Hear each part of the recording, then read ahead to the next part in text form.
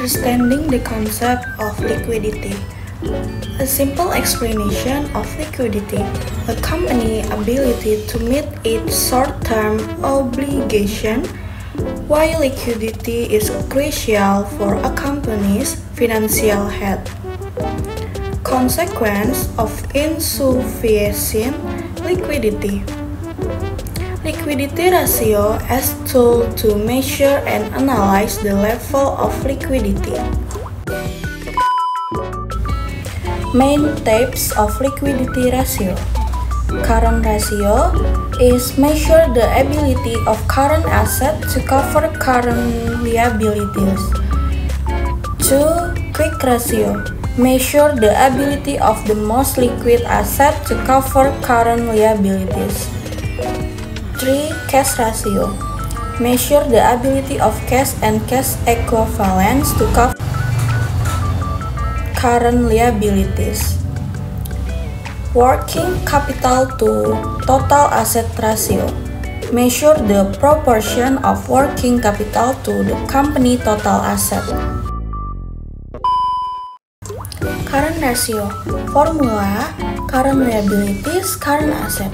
Explanation of current asset components is cash, account receivable, inventory. Explanation of current liability components is account payable, short-term debt, and accrued expenses. Interpretation of the ratio result. What they constitute a good current ratio can vary across industry. Quick ratio is current liabilities and current asset inventory. Why inventory is excluded from the calculation is less liquid compared to other current asset. Focus on the asset that can be most quickly converted into cash. Interpretation of the ratio result more conservative than current ratio. Cash ratio formula is current liabilities and cash equivalents. Focus on the most liquid asset is cash and item readily convertible to cash. Measure the company ability to immediately pay off its current liabilities. A lower ratio compared to the current and quick ratio is common. Interpretation of the ratio result. A ratio above 0.5 might be considered good to some cases. Working capital to total asset ratio formula is total asset and working capital, where working capital, current asset, current liabilities. Measure the proportion of company asset used to fund short-term operation.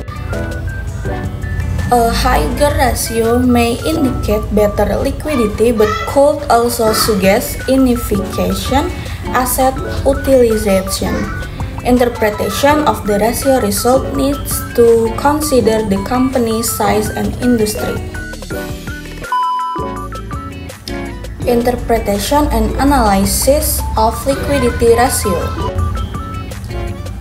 There is no universally ideal ratio number. Comparison with industry average and the company historical trend is crucial. Consider qualitative factor. A very high ratio might indicate inefficient use of asset. A very low ratio indicates a risk of short-term financial difficulty. Liquidity ratio calculation. Example: present a simple set of financial data and calculate each liquidity ratio. Explain the step involved in the calculation. Conclusion: liquidity ratio are essential tools for evaluating a company's short-term financial health. Effective liquidity management is critical for business continuity, Understanding and monitoring liquidity ratio helps in making better financial decisions.